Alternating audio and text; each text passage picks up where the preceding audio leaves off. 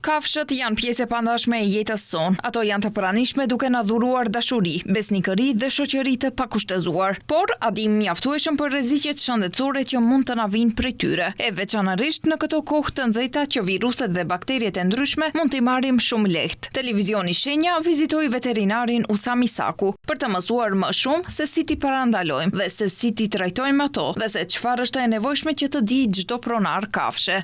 Ndërsa përkujdesja për kafshët duket thjesht si dashuri për to, sfidat janë më të mëdha ndaj përkujdesit të tij. Ndaj dhe për këto të gjitha duhet të kemi informacione shtesë. Për këtë arsye ne nga Televizioni Shenja kemi ardhur këtu për të biseduar me një specialist, me një veterinar, për të marrë njohuri se si duhet të kujdesemi për kafshët, si të mbrojmë veten nga viruset e shumta. Isaku theksoi se çdo gjallës mund të preket nga çdo lloj virusi. Ndonëse simptomat e para që na japin këto kafsh, ai tha se është ngritja e temperaturës së lartë pas 48 orëve deri në 72 orë. Te kafshët janë smundjet më shpesh të smundjet zoonoze, të cilat janë bartse, nga kafshët tek njeriu.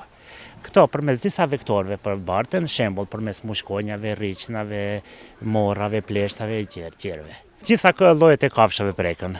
Pavarësisht llojit të kafshës, çdo kafshë, çdo gjallës mund preken nga çdo lloj virusi. Në këtë rast, më shumë të janë të prekura tek smundjet parazitare, vetëm nuk preken kafshët të cilat janë të mbyllura nëpër ferma. Kafshët të cilat janë në kullosa, shembull në vendet malore ose fushore, pa marrë parasysh, ato preken nga rriçnat.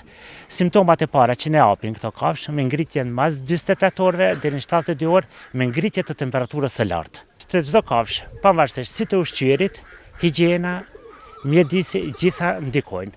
Çdo gjë. Tutje Isaku theksoi që në rast se kafshët kanë brucelozën, atëherë janë të rrezikuar të gjithë fermerët, veterinarët dhe gjithë popullata, pasi që siç theksoi ai, atë lloj bakterie mund ta marrim shumë lehtë edhe përmes ushqimit, veçanërisht prej qumështit ose mishit.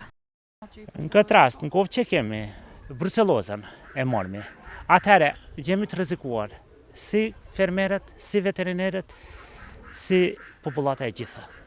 Mund ta marrmi përmes qumshtit ose mishit. Gjithmonë, nuk në këtë rast, mishi ose qumshti, në këtë rast mbi temperaturë, nëse bëhet mbi temperatura të larta me vlim, atëherë këtë bacil mund ta zhdukim. A me pasterizim nuk bëjmë asnjë gjë. Po. Më shumë të më rrezikshme është konsumimi i gjathit në këtë raste. Nga se gjathi nuk vëlohet për qumshti, nuk sterilizohet. Kur nuk bëhet sterilizimi i qumshtit, atëherë bacili qëndron brenda. Dhe për atë arsye është e preferueshme që gjathi periudhë 3 mujorësh ose 90 ditë në si lloj rezerve. Nuk duhet të konsumohet.